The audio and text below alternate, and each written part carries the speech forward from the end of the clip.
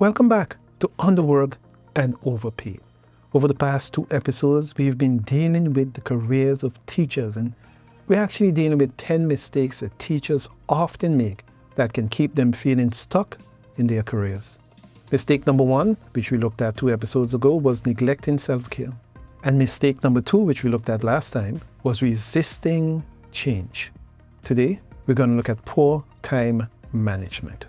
Do you often feel overwhelmed by your to-do list? But stay tuned, because this is for you. Teaching is a demanding job. Between lesson planning, grading, meetings, and trying to maintain a personal life, it's easy to feel like there aren't just enough hours in the day. Poor time management can lead to stress, burnout, and a lack of fulfillment in both professional and your personal life.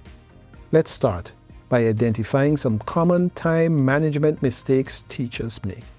Number 1, procrastination, putting off tasks until the last minute. Number 2, multitasking, and that's trying to juggle too many things at once. 3, lack of prioritization, not knowing which tasks are most important. 4, inefficient planning, failing to plan your day effectively. And 5, saying yes too often, taking on more than you can handle.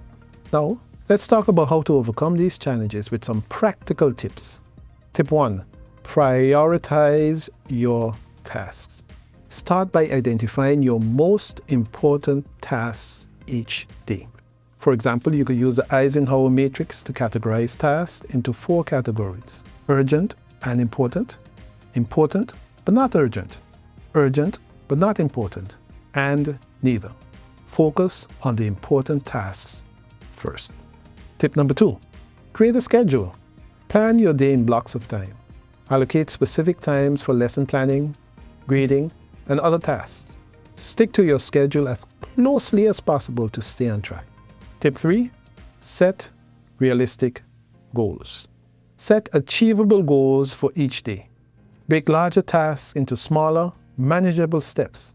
This makes them less overwhelming and easier to tackle. Tip 3, set realistic goals. Set achievable goals for each day. Break larger tasks into smaller, manageable steps. This makes them less overwhelming and easier to tackle. Tip number 4, and this is a tough one, learn to say no. It's okay to say no sometimes. You don't have to take on every extra project or committee. Focus on what's most important for you and your students. Tip number 5, eliminate distractions. Identify what distracts you the most during your workday and find ways to minimize these interruptions. Whether it's closing your door during planning periods or using apps to block social media, take steps to stay focused. Remember, improving time management is about creating new habits. It won't happen overnight, but with consistent effort, you'll start to see a difference. Thank you so much for listening. If you found these tips helpful, like, share, subscribe, let others know about it. Let me know about it as well if you think what we're sharing here is valuable. And remember, effective time management isn't just about getting more done. It's about making time for what truly matters. You've got this.